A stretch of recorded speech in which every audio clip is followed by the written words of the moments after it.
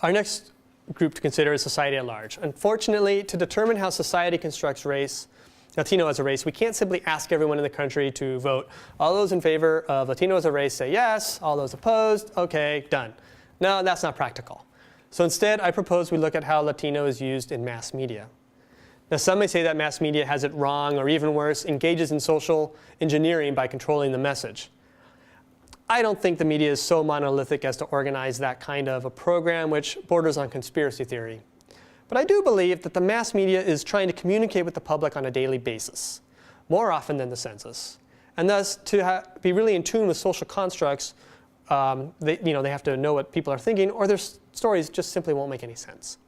So with that philosophy in mind, I bring you again to the Yo Decido issue of Time magazine that we looked at earlier. I like to call this story The Curious Case of Mike Shannon. Now this centers on this gentleman here who goes by the name of Michael Shannon, partly obscured by the letter M. Shortly after this issue hit the newsstands, it was revealed through a friend of a friend who posted something on Facebook that he is in fact not Latino, but rather he's mixed Chinese and white. So how did he end up on the cover of Time as a Latino? Again, he was quoted by a friend of a friend as saying, "They never told me what it was for or asked if I was Latino." All right. Well, in response to that, Time said, "We took steps to ensure that everyone self-identified as Latino, that they were registered voters, and that they would be willing to answer our questions. If there was a misunderstanding with one of our subjects, we apologize." So here we have the classic he said, she said situation, but in the end it really doesn't matter. Because what I wonder about is what if Mike Shannon looked different? Back in 2012, I had the opportunity of presenting this to a group of high school students taking Mask's Multiracial Studies course at the Los Angeles School of Global Studies. Now this school is located near downtown LA, and the class was predominantly Latino.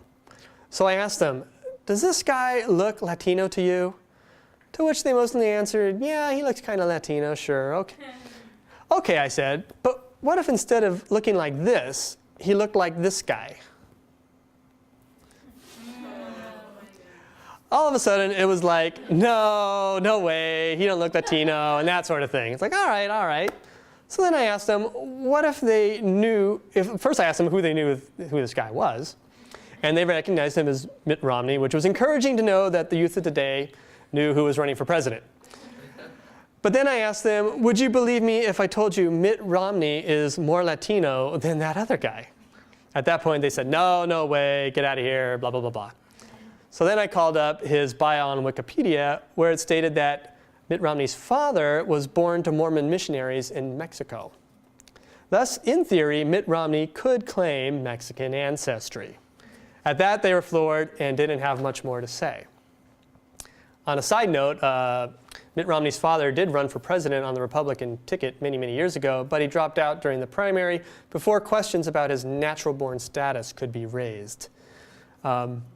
So I pose this question to you all. If Michael Shannon looked more like, say, Mitt Romney, do you think the editors of Time would be so quick to put him on the cover? Do you think maybe they would spend a little more time vetting out Shannon to see if a mistake wasn't made?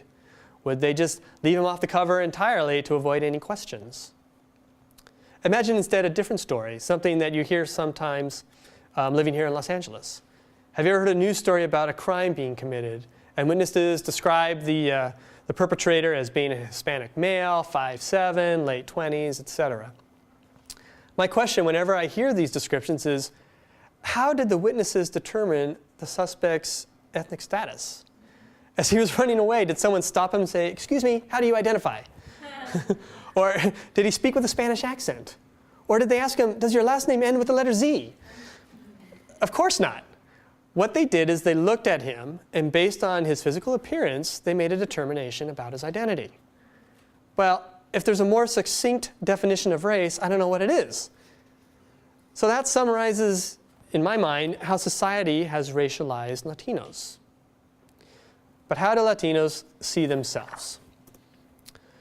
To answer that question, we will look at the Alternative Questionnaire Experiment, or AQE.